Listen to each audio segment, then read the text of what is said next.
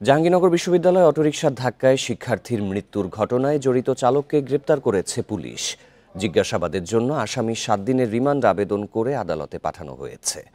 ভোরে গেরোয়া এলাকা থেকে গ্রেপ্তার করা হয় অভিযুক্ত রিকশা চালক আরজু মিয়াকে। গত 19 নভেম্বর বিশ্ববিদ্যালয়ের নতুন কলা ভবনের সামনে অটোরিকশার ধাক্কায় আহত হন মার্কেটিং বিভাগের 53 ব্যাচের শিক্ষার্থী আফসানা করিম রাচি। এনা মেডিকেল কলেজ হাসপাতালে নেওয়া হলে মারা যান তিনি। পরদিন বিশ্ববিদ্যালয়ের নিরাপত্তা শাখা সহকারী রেজিস্ট্রার মোহাম্মদ আবু সৈয়দ বাদী হয়ে একজনকে আসামি করে আশুলিয়া থানায় একটি মামলা করেন। পরে সিসিটিভি ফুটেজ ও তথ্য প্রযুক্তির সহায়তায় ভোরে বিশ্ববিদ্যালয় সংলগ্ন গেরোয়া এলাকা থেকে অটোরিকশাসহ চালক আরজু মিয়াকে গ্রেপ্তার করে পুলিশ।